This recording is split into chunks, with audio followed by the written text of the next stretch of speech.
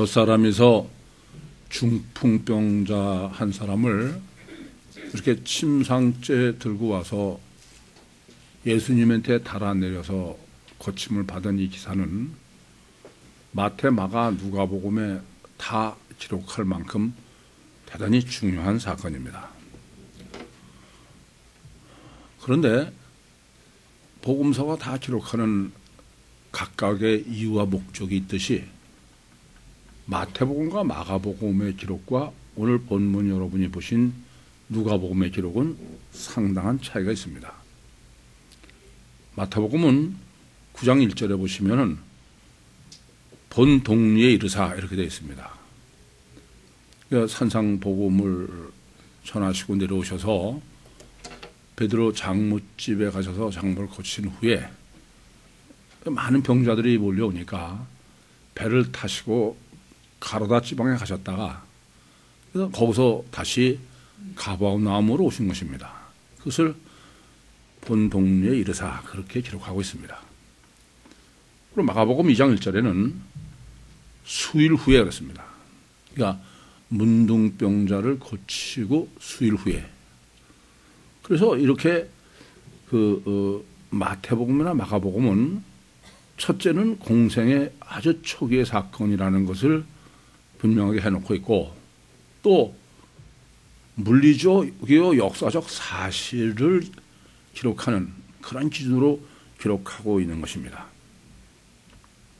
그런데 이 누가복음은 좀 다릅니다. 우선은 마태복음과 마가복음에 있어서의 예수 그리스도의 정체성에 관해서는 그것은 그냥 예수님이 중심을 보시고 그리고 죄 사함 받았느니라 하시고 그리고 중풍병자로 걸어가라 그러시고 이렇게만 기록하고 있습니다. 다시 말씀드리면은 마태복음과 마가복음에서 기록하고 있는 주님은 단일체로 볼 수밖에 없는 신비한 능력을 가지신 그런 분이다. 성육신하신 신인 메시아를 단일체로 충분히 해석할 수 있도록 그렇게 기록을 하고 있습니다. 그것은 우리는 그 구별이 어렵지 않습니다.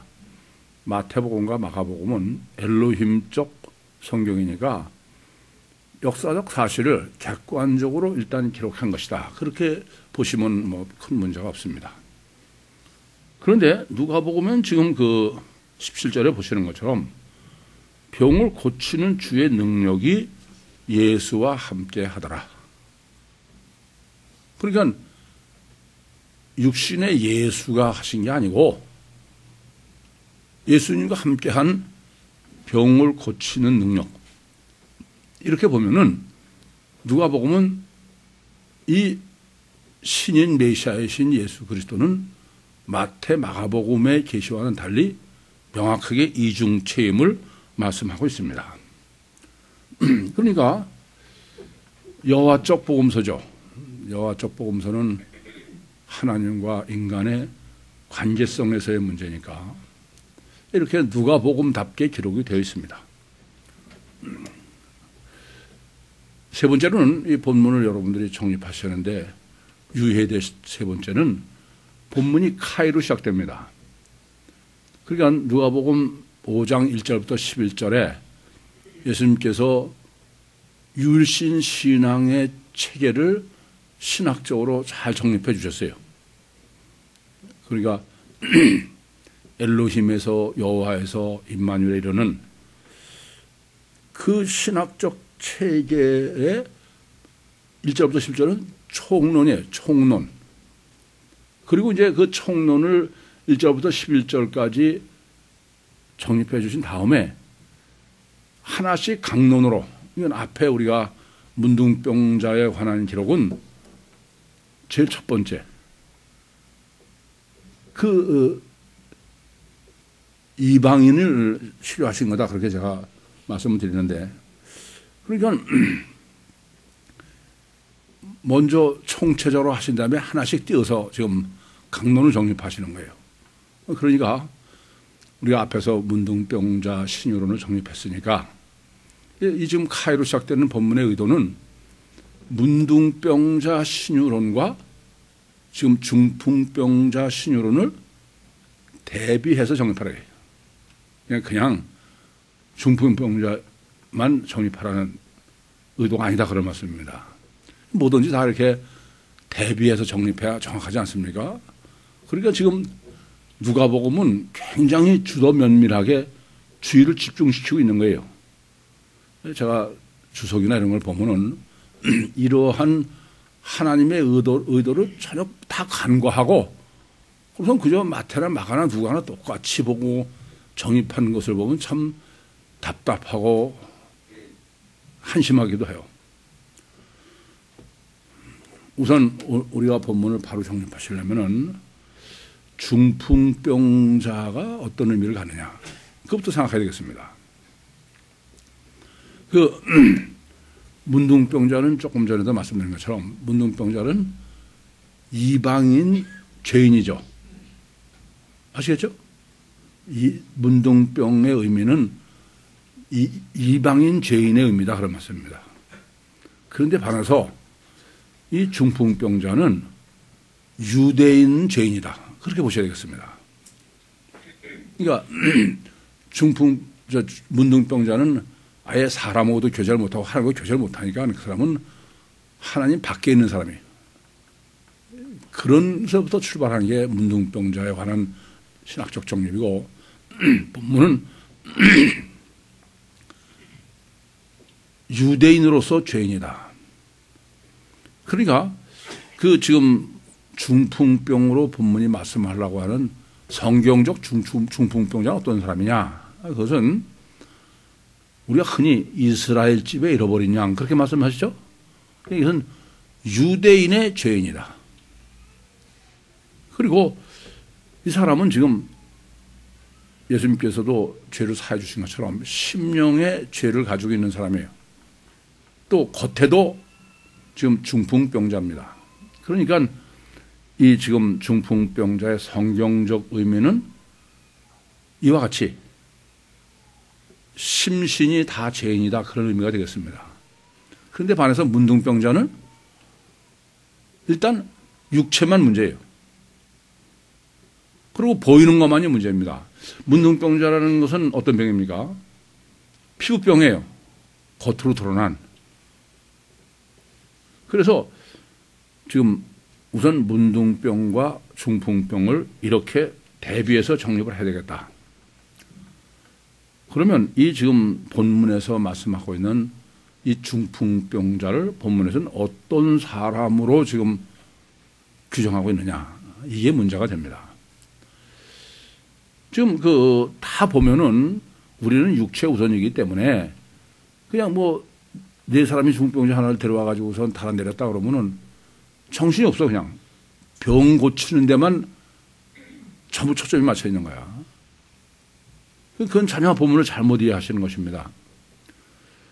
지금 본문은 어떤 의미냐 하면은 조금 전에도 이 사람은 유대인의 죄인이다 그런 말씀을 드렸는데 이방인 죄인은 하나님을 만날 생각이나 그런 생각은 없어요.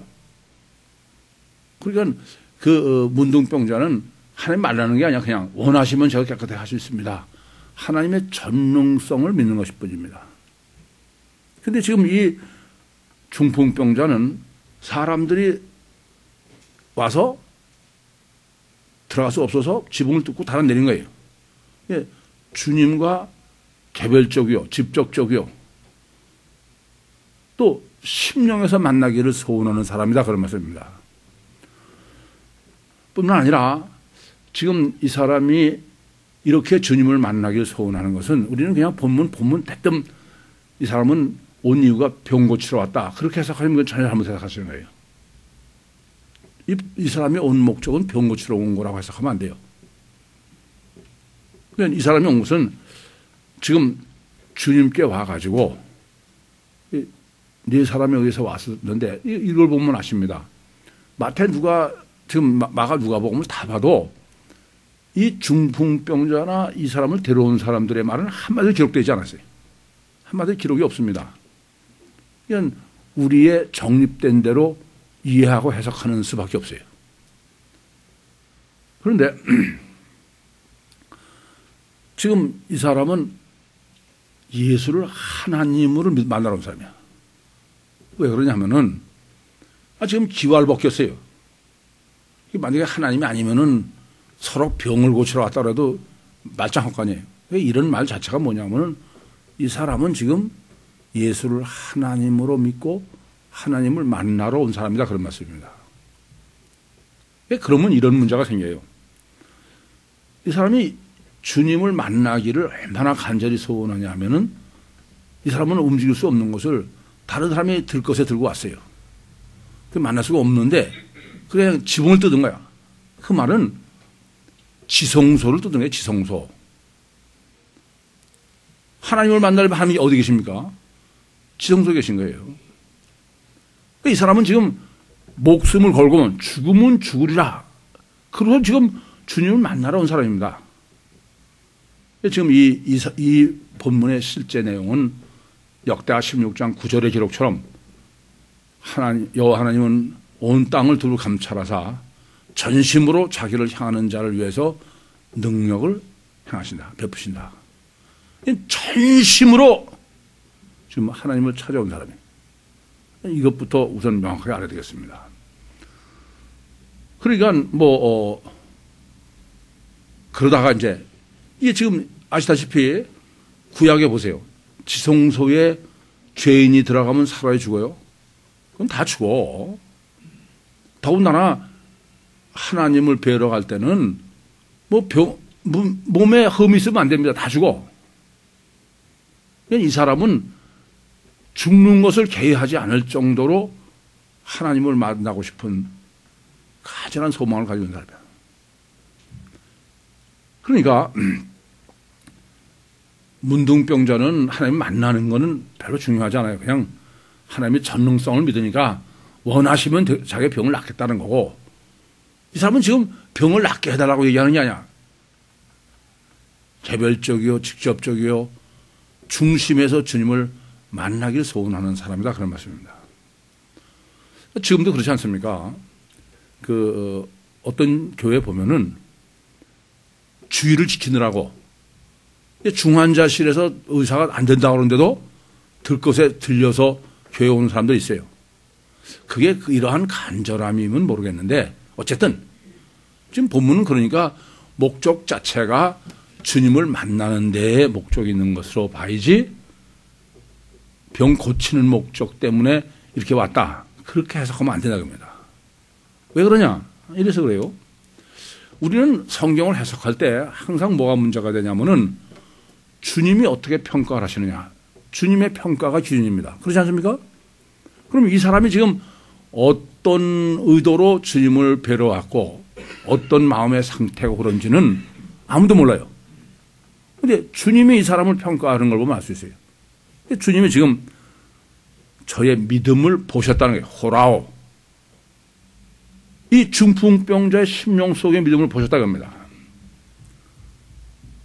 그러니까 지금 이 중풍병자는 믿음이 대단한 사람이에요.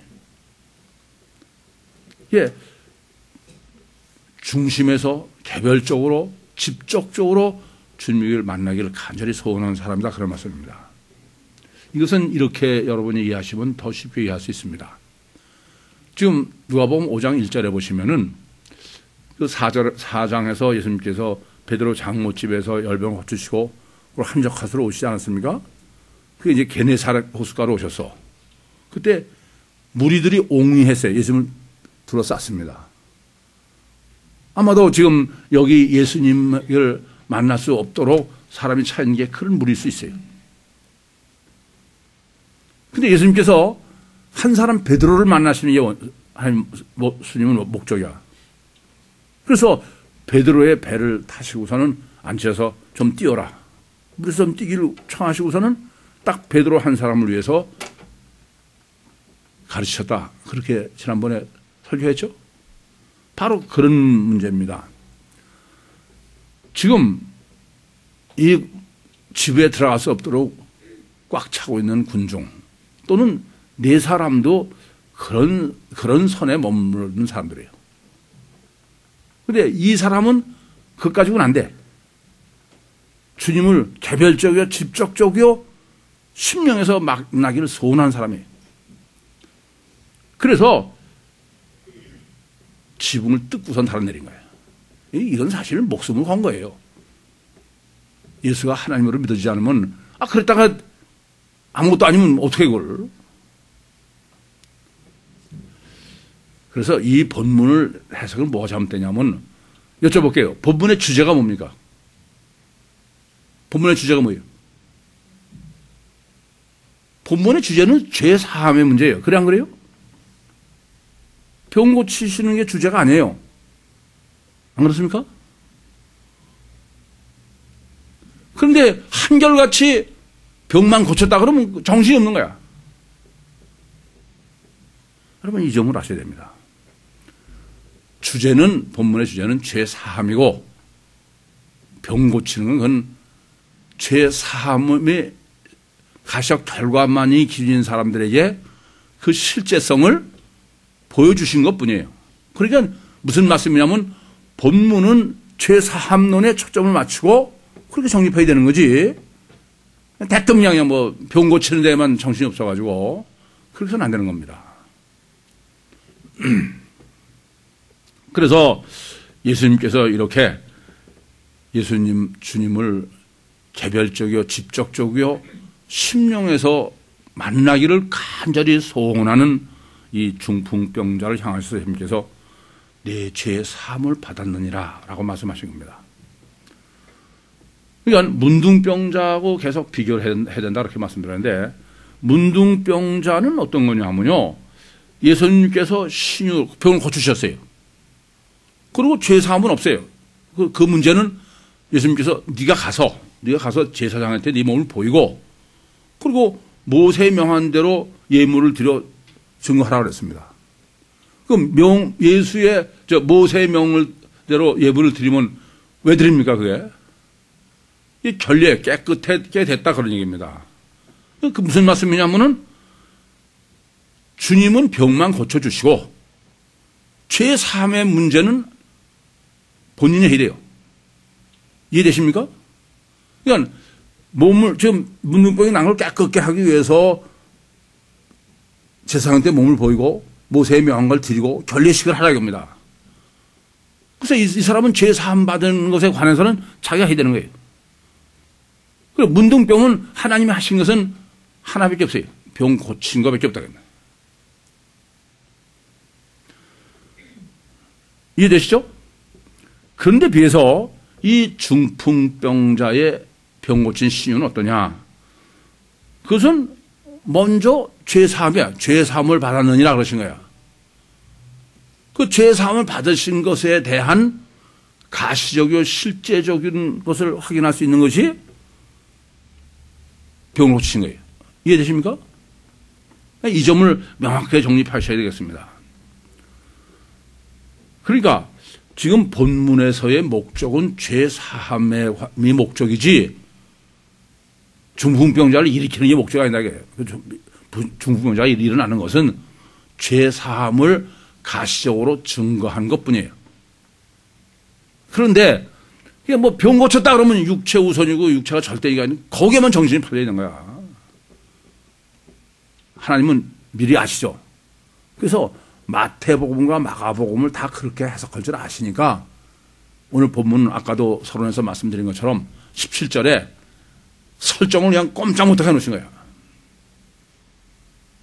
그래서 본문은 절대로 신유 사역을 정립한 게 아니다. 이건 죄사함론이다라는 점을 명확하게 우선 아셔야 되겠습니다.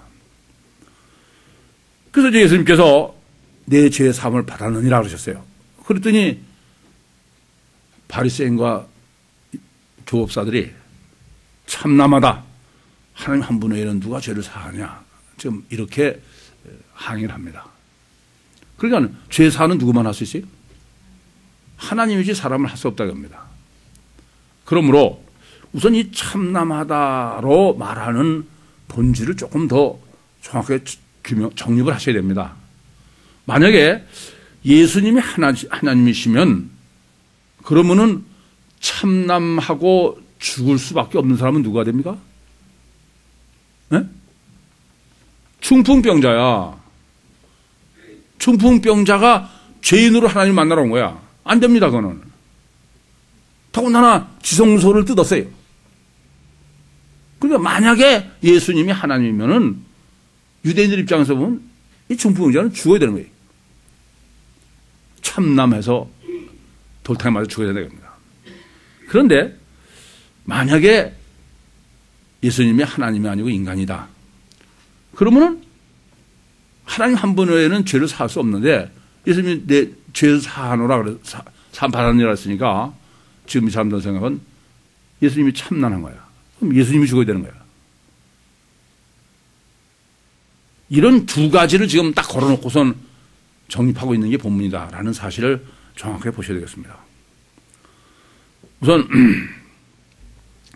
아셔야 될 것은 주님이 죄를 사하시는 것은 지금 나중에 보시면 죄를 사함을 받았느니라 그러시지만 인자가 땅에서 죄를 사하는 권세가 있는 줄 아니라 그러지 않았습니까? 그러니까 하나님이 죄를 사하시는 것은 무슨 예수가 십자가에 죽어야 되고 그 보혈로 대속하고 그래야 죄를 사할 수 있는 게 아니에요. 예레미야서 31장 31절부터 34절에 보시면은 하나님께서 이제 내가 너희 남편이 되었어도 너희들이 율법을 지키지 않기 때문에 내 법을 너희 속에 둔다 그러시면서 내가 너희의 죄를 사하고 다시는 기억하지 않겠다는 거예요. 지금 예레미야서 31장 31절부터 34절에 성취를 말씀하고 계신 것입니다. 그러니까 죄사를 위해서는 죄를 사함 받기 위해서는 예수가 보혈로 흘려서 죽어야 되는 게 아니야. 그건 간단해. 왜요? 하나님이 기억 안 하면 되는 건데 무슨. 그런데 무슨 예수 피로 죄산 받아야 뭐 어쩌고 그건 전혀 성경적 논리가 아닙니다. 그러면 이제 이 주님이 죄 사하시는 것은 그냥 주님이 원하시면 되는 거예요. 그건. 그런 거지 꼭 십자가에 죽으셔야 다른 사람이 죄를 사할 수 있는 건 전혀 아니다라는 게 우선 본문의 증거를 하고부터 시작하는 것입니다. 하나 더 아셔야 될 것은 지금 그 중풍 이 문둥병자는 어떤 신앙을 가진 사람이냐면은 예수 그리스도께서 원하시면 자기 몸이 깨끗하게 될 걸 믿은 사람이에요. 이것은 어떤 거냐면은 하나님이 원하시기만 하면 돼. 그러니까 문둥병자의 믿음하고는 아무 상관이 없는 거예요. 이해되십니까? 그걸 제가 엘로힘적이라고 그래요. 하나님은 그냥 원하시면 창조하시고 원하시면 다 죄 사해 줄 수 있고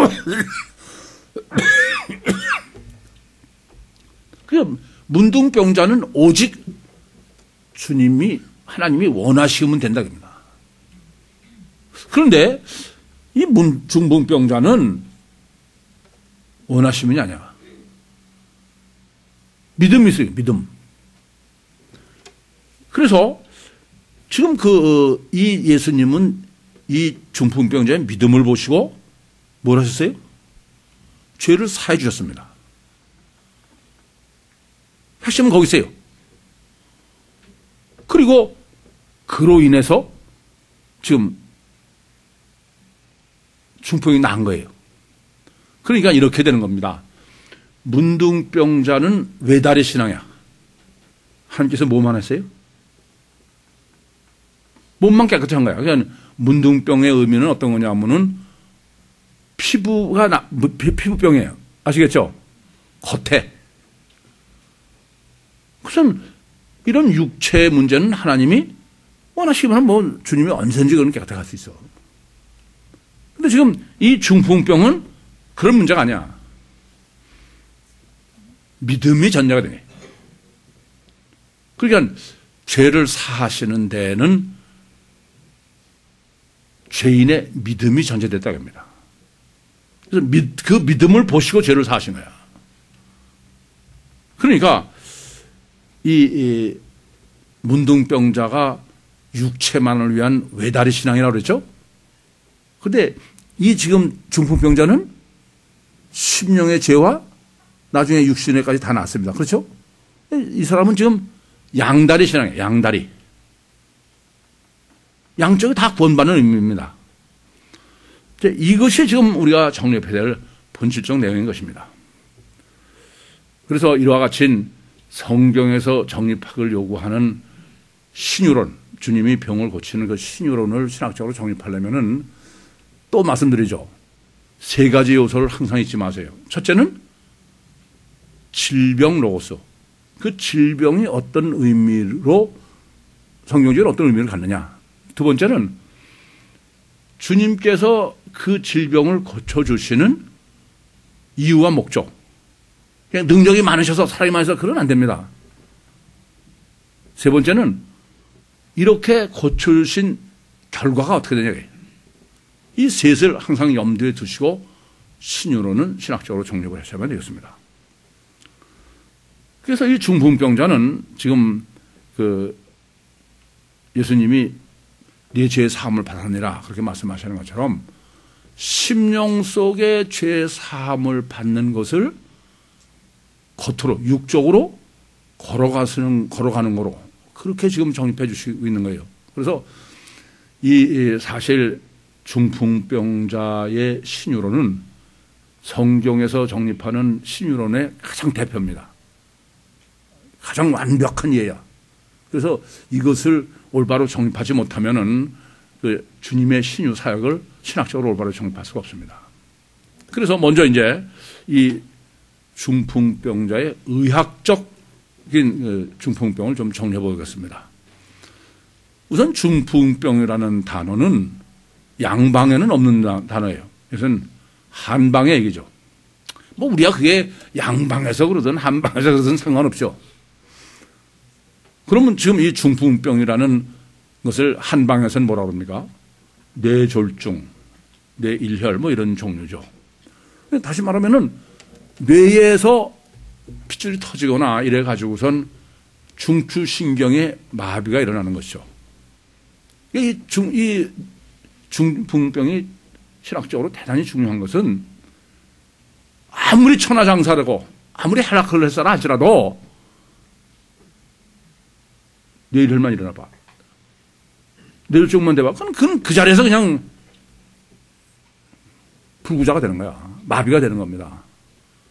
이 점이 대단히 중요한 거예요. 그래서 조금 전에도 말씀드린 대로 이것은 성경에서 다루고 있는 모든 질병과 신유의 신학적으로 가장 본질의 문제입니다. 왜 그러냐? 그것은 인체의 가장 근본은 뭐예요? 신경이야. 뭐 아무리 지가 뭐 헤라클레스 갖고 천하장사라고 그래도 뇌졸중만 하면 그 자리에서 끝장나는 거야. 그러니까 인체에 있어서의 가장 근본은 그것은 중추신경이요 신경이다 그런 말씀입니다. 물론 핏줄이 터진 거지만 핏줄 터지는 것 자체가 문제가 아니죠. 그것이 신경에 이제 문제가 생기는 거죠. 그래서 이 중추신경은 이와 같이 인간의 가장 근원인 그만 잘못되면 뭐 다른 건 뭐 천하장사라도 그건 아무 쓸모가 없어 그냥. 절대 문제죠. 안 그렇습니까? 그런데 이 의학이 이러한 중풍병을 어떻게 처치하고 치료하느냐가 문제입니다. 우리의 일반적인 상식, 정상적인 과학적 논리 이상으로는 아니 중풍병자는 뇌에서 문제가 생긴 거예요. 그렇지 않습니까? 그러니까 그 치료나 처치도 당연히 중추신경에서 해야 돼요. 그런데 어딜 가봐도 중풍병자를 중추신경에서 처치하거나 치료를 하지 않는 거예요. 원인처는 놔두고 결과처인 뭐 팔다리 이런 데서 물리치료를 하는 거야. 이게 지금 성경이 중풍병으로 영적 원리를 정립하고 성경적 원리를 정립해 주려는 가장 핵심입니다. 이 점은 바로 하셔야 되게. 그래서 아까도 이 중풍병은 모든 질병의 성경적인 신학적인 가장 표본이다. 그렇게 말씀드린 거예요. 그러니까 중풍병은 분명히 누가 봐도 멀쩡한 사람이 지금 뇌졸중으로 마비가 되고서 장애인이 됐으면 그것은 뇌에서 해야 돼. 신경에서 해야 된다. 근데 인간이 하는 거는 신경에서는 하지 못하고 수박 겉핥기로 하는 거예요.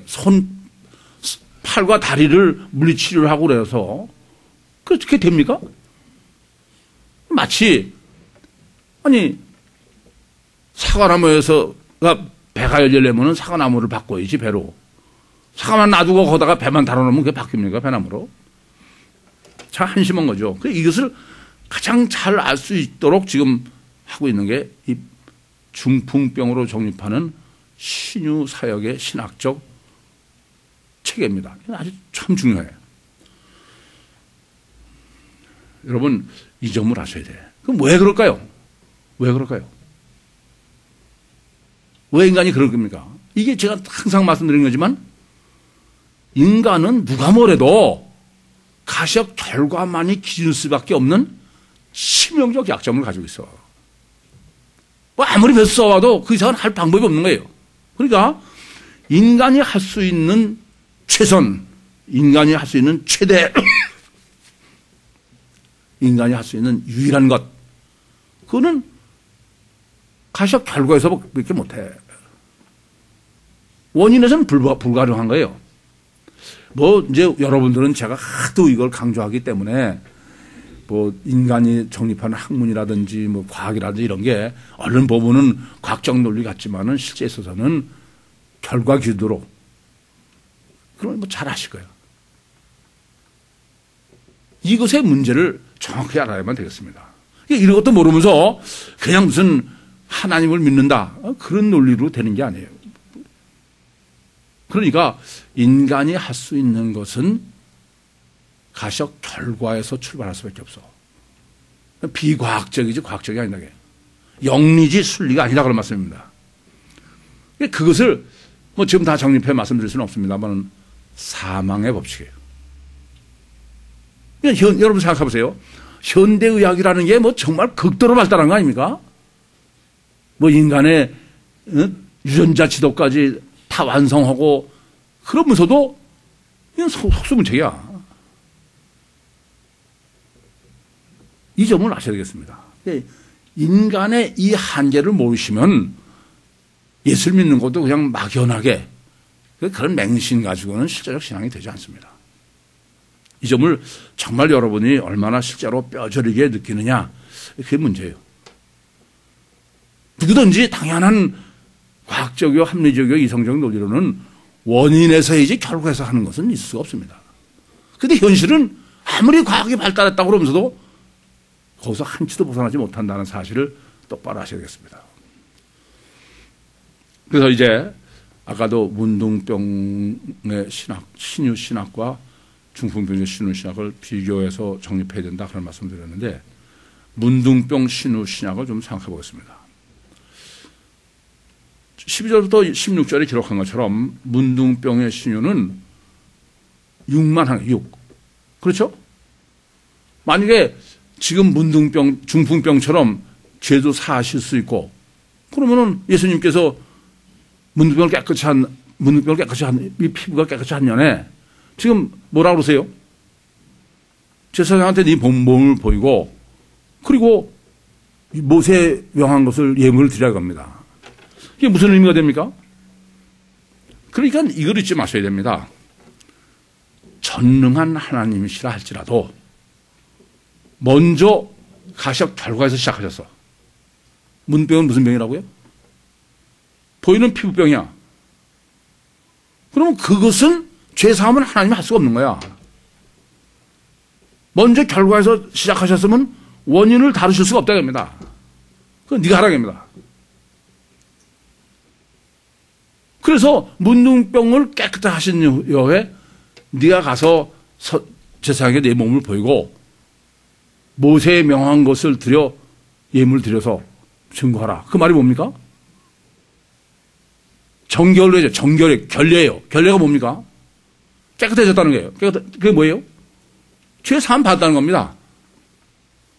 이게 몸은 주님께서 얼마든지 깨끗하게 하시는데 이렇게 먼저 결과에서 시작하신 주님은 그 사람이 심령의 죄를 해결하는 건 하나님 예수님도 불가능하다입니다. 그건 네가 해야 돼. 이 점을 정말 바로 아셔야 되겠습니다. 그러니까 성경적 원리는 인간만이 아니에요. 지금 문둥병과 중풍병으로 정립해 주시는 것은 하나님도 결과에서부터 시작하시면은 결과 이상은 못하게. 원인은 본인이지 하나님은 할 수 없다 그런 얘기입니다. 그런데 지금 이 중풍병은 어떻습니까? 중풍병은 먼저 내 죄의 사함을 받았느냐. 먼저. 이해되십니까? 먼저 원인에서 해결하셨다고 합니다. 그런 연후에 일어나서 내 자리를 걸어가라. 그 말은 결과인 육체는 자동이다. 자동. 당연한 거죠. 아니 어떤 거든지 원인에서 해결되면 결과는 자동 아닙니까? 이 본문 보통 중요한 게 아니에요. 또 말씀드리지만은 문둥병자로 말씀하시는 것은 하나님도 결과에서 시작하셔가지고서는 우리 심령을 죄를 사할 수가 없어. 그런 의미다 이겁니다. 이게 먼저 어디서 시작해야 돼요? 심령에서 해요. 원인에서 해야 되는 거야. 이것을 간과하면 안 됩니다. 그러니까 이것은 이런 거죠. 마치 예수님께서 마태복음 6장 33절에 먼저 그 나라와 그 의를 구하라? 먼저. 아시겠습니까? 원인에서 해. 그러면 나머지는 자동이에요. 이게 인과율의 과학의 법칙이요, 자연의 법칙이요, 창조의 법칙입니다. 그게 진리입니다. 이게 생명의 법칙이에요. 우리만 그런 게 아니에요. 지금 본문이 증거하려고 그러는 거는 결과에서 시작하면 그건 하나님도 불가능하다 그런 얘기입니다. 이 점을 정말 본문에서 바로 보셔야 됩니다. 그러면 이런 거예요. 문둥병자의 신앙은 어떤 거냐 하면요. 하나님이 원하시면 난다 겁니다. 자기는 믿음 필요가 없어. 하나님이 원하시면 난다 그래요. 그런 것이 그건 지금 문둥병자가 믿음이 있다는 얘기 아닙니다. 그것을 저는 엘로힘적 믿음이라고 그래요. 하나님의 정능성을 객관적 사실을 믿는 겁니다. 그 이상이 전혀 아니에요. 그래서 지금 문둥병자의 믿음을 정립해주는 의도이다 그런 말씀입니다. 그러니까 문둥병자는 이와 같이 하나님이 원하시면 된다라는 하나님의 전지전능성에 대한 자기 확신이 있으면 되는 거예요. 그런데 중풍병자는 전혀 그렇지 않습니다. 지금 주님이 어떻게 하시냐면은 이 중풍병자의 믿음에 거기에 주님 하나님의 원이 플러스 되는 거예요. 합해지는 거예요. 이해되십니까? 그러니까 심령의 문제는 내가 원한다고 해서 하나님이 하는 게 아니고 지금 본문은 사람이 원하는 것을 때 사람이 믿을 때 그때 하나님이 역사하신다 그런 말씀이 되는 것입니다. 이 점이 대단히 중요한 거예요. 그러니까 문둥병은 우리 용어대로 하면은 하나님의 전능성을 객관적 사실을 믿는 거예요. 엘로힘적 믿음입니다. 그런데 지금 이 중풍병자는 중풍병자가 주님을 믿을 때 예수님께서 그 믿음을 보셨다라는 것은 객관적인 사실을 믿었다는 얘기 아닙니다. 주님과의 관계성의 믿음이지. 이해되십니까? 이 점이 엘로힘적 믿음과 본문에서의 중풍병자의 믿음의 차이인 겁니다. 그러니까 지금 본문은 이렇게 중풍병자가 주님을 믿는 믿음에 하나님의 원이 합해졌어요. 합작된 것입니다. 그래서 이걸 우리는 뭐냐면 여호와적 믿음이라는 거예요. 다시 정리하면 이렇습니다. 문둥병자의 믿음은 전혀 필요 없어요. 엄밀하게는 하나님의 전능성을 그냥 믿으면 되는 거야.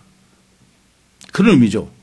그런데 지금 중풍병자는 주님을 이렇게 찾아와서 주님이 지금 보신 중풍병자의 믿음은 주님과의 관계성의 믿음입니다. 이 점을 올바로 정립하지 못하면, 그러니까 관계성의 믿음이 아니면 합작이 있을 수 없어요. 하나님만 일방적으로 하시는 거고 내가 일방적으로 하는 거죠. 이 믿음 단계로 업그레이드 되는 것이 보통 어려운 게 아니야. 왜냐? 그 피복음 때문에 이 믿음에 대해서는 아예 도외시하고 있기 때문에 그래요. 그래서 이 점을 아셔야 돼요. 율신 신앙의 체계는 우선은 율신은 초월적 존재예요. 우리는 전혀 그 존재성이나 역사성을 감지할 수 없습니다. 그렇기 때문에 먼저 하나님이 역사를 하셔야 돼요. 그걸 저는 엘로힘적 믿으면 엘로힘적 역사다 우리는 잘 알고 있습니다. 이것은 하나님은 육체 우선이니까 육체를 통해서만 하시는 거예요. 그래서 외다리 신앙이다 그랬어요. 중풍병자는 다른 거 아무것도 필요 없어. 자기 병 낫는 것 마냥. 그리고 이제 지금 이 중풍병자는 어떠냐? 중풍병자는 주님께서 죄를 사하시고 병을 치료해 주시는 거예요. 그러니까 주님이 죄를 사해 주시는 주님과의 관계, 그리고 병이 치료되는 육적 관계, 다르게 말하면 영적과 육적이 합해진 거죠. 양다리 신앙이다 그런 말씀입니다. 그래서 우리는 여호와적 신앙이다. 그러니까 레마 종교 내지는 지금 네가 일어나서 침상을 가지고 가라 그러면 그것은 이제 외다리 레마 신앙이 됐다 이렇게 봐야 되겠죠. 그래서 아까도 말씀드린 것처럼 지금 본문은 그냥 독립적으로 해석할 문제가 아니고 1절부터 11절에 율신 신앙의 체계를 정립하신 다음에 강론으로 문둥병자의 신앙 체계를 정립하신 다음에 거기서 중풍병자로 발전하는 그 체계를 정립하고 있는 거다 이렇게 보셔야 되겠습니다. 그럼 왜 이렇게 해야 되시나? 왜 하나님은 전지전능하신데 왜 이렇게 사람의 믿음을 요구하시냐고요. 사실 이런 거를 올바로 정립하지 않고 그냥 오직 믿음만 강조한다고 될 문제가 아닙니다. 그것은 하나님은 전지전능하세요. 그런데 하나님이 한계가 있어. 하나님도. 우리가 쉽게는 이해가 안 되죠. 전지전능하신 하나님이 어떻게 한계가 있어? 근데 하나님도 성경이 증거하는 것은 한계가 있으세요. 창세기 32장 24절에서 25절에 기록하는 것처럼 하나님은 어떤 것도 다 마음대로 하실 수 있어. 단 인간의 마음, 인간의 영혼, 그것은 하나님도 마음대로 할 수가 없어요. 하나님이 유일하게 하실 수 없는 겁니다. 이 점을 모르면은 성경을 전혀 이해할 수 없어요. 전혀 복음이나 신학을 정립할 수 없습니다. 그러니까 문둥병자는 그냥 원하시기만 하면 하나님은 그냥 그건 언제든지 하셔, 언제든지. 제가 이렇게 말씀드리죠. 여러분들이 뭐 병이 낫고 부자가 되고 그냥 그건 하나님은 언제든지 하셔. 문둥병자는 마음대로 할 수, 그건 다 할 수 있는 거야. 그런데 단 죄사는 안 되는 거예요. 죄를 살 수 없기 때문에 문둥병자로 하여금 네가 가서 제사장에 보이고 예물을 드려서 죄상을 받으라 이겁니다. 그러니까 엘로힘적 믿음 가지고는 절대로 죄상 받을 수 없습니다. 왜냐? 하나님은 전능하심에도 불구하고 하나님하고 인격적으로 완전한 화목한 자녀를 얻기 위해서 순수하게 하나님과 화목하는 그걸 원해서 그래요. 창세기 32장 24절 25절에 야곱이 압복강에서의 천사의 씨름에서 잘 증거주고 계신 것입니다. 우리는 이미 다 상식처럼 알고 계신데 제가 그 주석이나 이런 걸 보면요 이거에 대해서 아주 깜깜해요. 그렇게 뭐 성경을 자꾸 비틀어서 해석하고 딴 얘기가 돼버리는 거야. 이렇게 하나님이 유일하게 하실 수 없는 게 뭐예요? 인간의 마음은 어떻게 할 수가 없어. 그렇다면 인간이 하나님과의 관계에서 할 수 있는 유일한 게 뭐예요? 다른 거 아무것도 필요 없어. 하나님은 전능하시니까 하나님은 하시면 불가능한 게 없어요. 근데 하나님 못하시는 게 뭐예요? 인간의 마음 못하는 거야. 근데 그 마음이라는 게 어떤 마음이냐? 엘로힘적 믿음의 마음이 아니에요. 지금 본문과 문둥병에서 정립하는 것은 하나님의 관계성의 믿음은 하나님 어떻게 할 수가 없는 거야. 내가 해야지. 이해되십니까? 그러니까 하나님은 불가능이 없으신데 단 하나 못 하시는 거예요. 이게 지금 오늘 본문입니다. 네 사람이 중풍병자를 하나를 데려와서 지붕을 뜯었어요. 그것은 어떤 믿음이냐?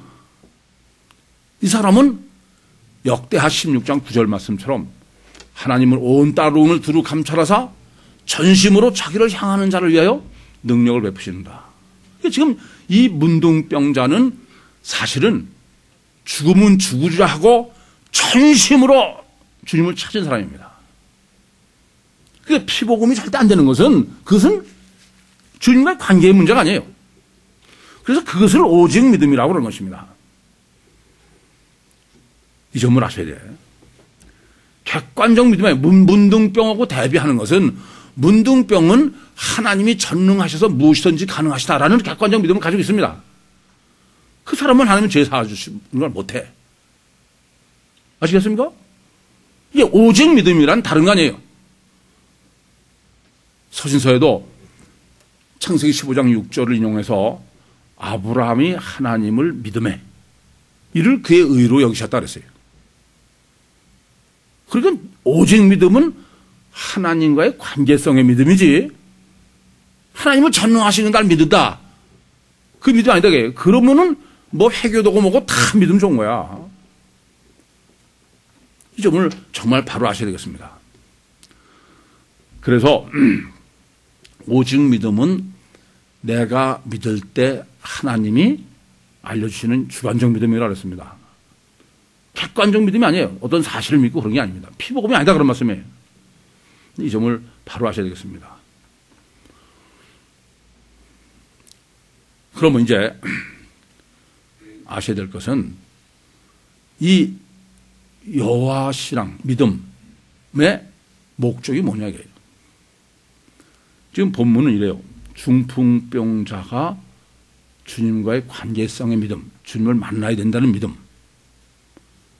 거기에 하나님이 주님이 원하셔서 죄 사함을 받고 병이 낫게 된 거예요. 아시겠습니까?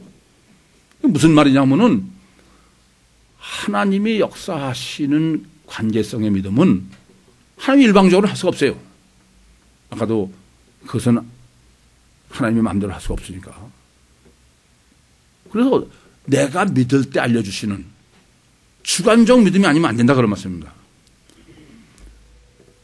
그래서 지금 이렇게 심령 속에서 주님을 만나면은 지금 이 사람은 죄 사함을 받았으니까 의미가 심령의 구원을 받은 의미죠. 그래 안 그래요?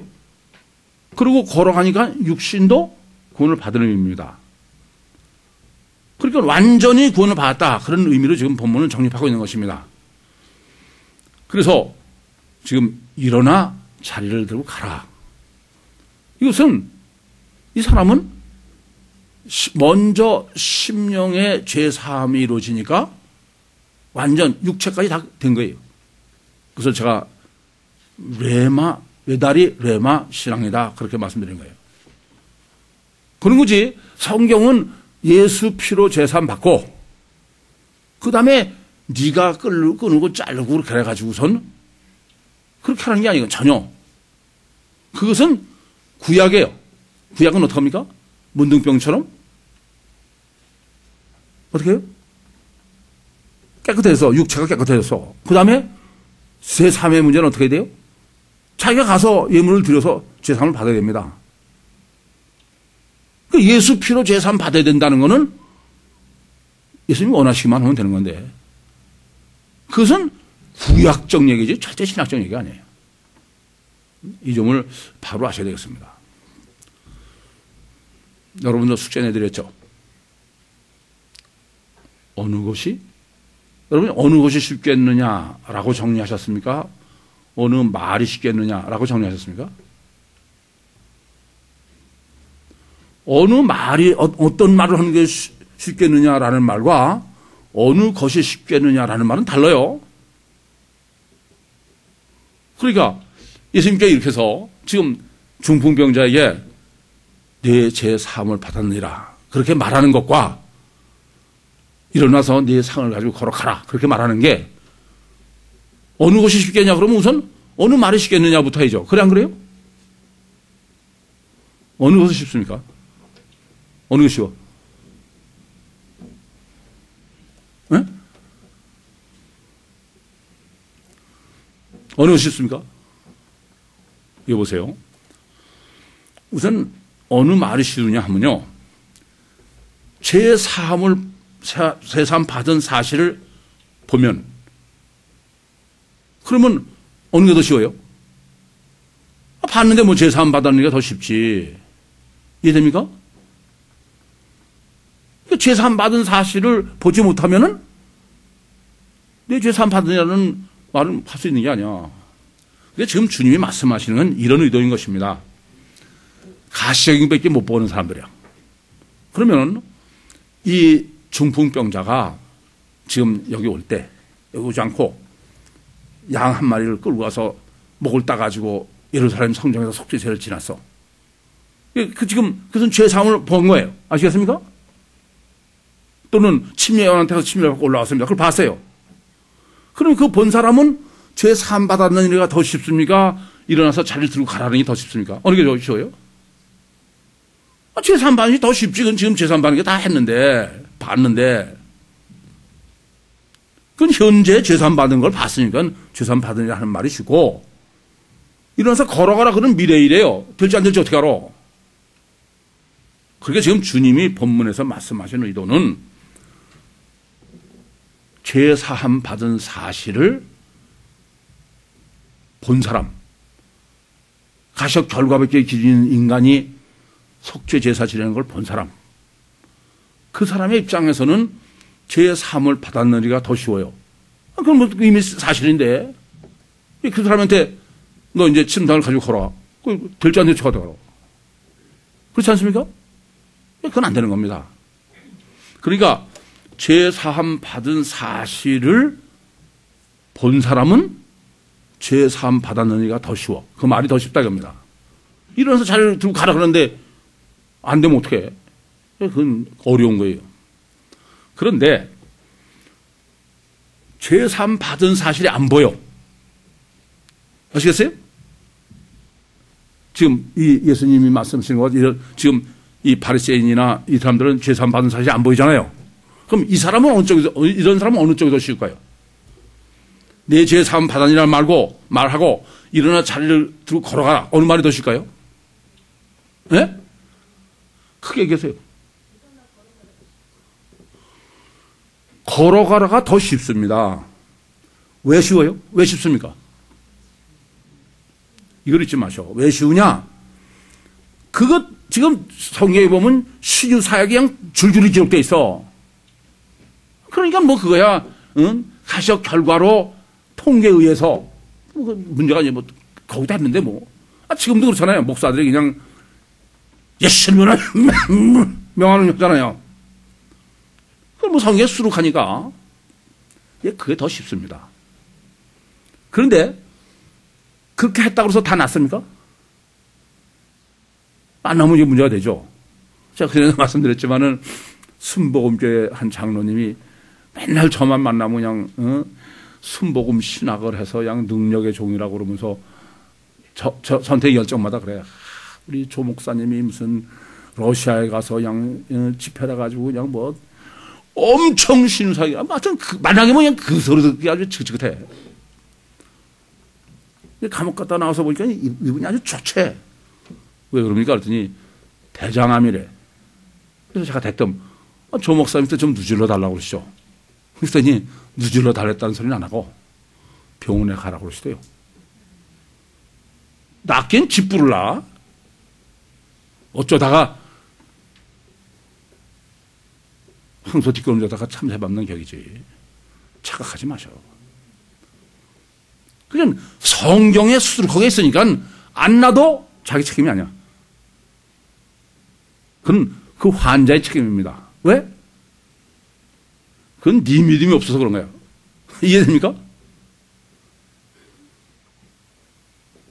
그러니까 죄 사함을 바라니라는 말이 더 어려운 거예요.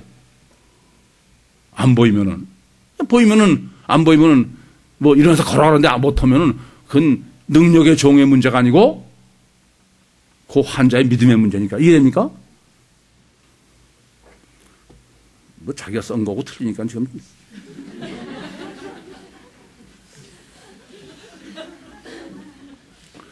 그런데 지금 주님 뭐라고 말씀하시냐면 어느 것이 쉽겠느냐. 어느 것이. 어느 말이 아니고 어느 것이 쉽겠냐. 이렇게 말씀하시는 거예요. 그러니까 이 말은 뭐냐면은 실제로 죄를 사하는 문제와 실제로 걸어가게 하는 문제. 둘 중에 어느 게 쉽겠냐는 겁니다. 지금 예수님은 어느 말이 쉽겠냐고 말씀하시잖아요. 아시겠어요? 어떤 사람이 죄를 사해 주는 거 하고 그 사람 병을 나아서 가게 하는 거고 어느 게 더 쉽겠냐 이거예요. 어느 게 더 쉬워요? 둘 다 안 되지 뭐. 그것은 오직 하나님밖에 못해. 뭐 누가 할 수 있는 거예요. 착하지 마시오. 그래서 지금 본문에도 하나님 왜 누가 죄를 사하겠느냐 그러지 않습니까? 그러니까 죄 사함은 하나님밖에 못합니다. 걸어가다도 하나님밖에 못해.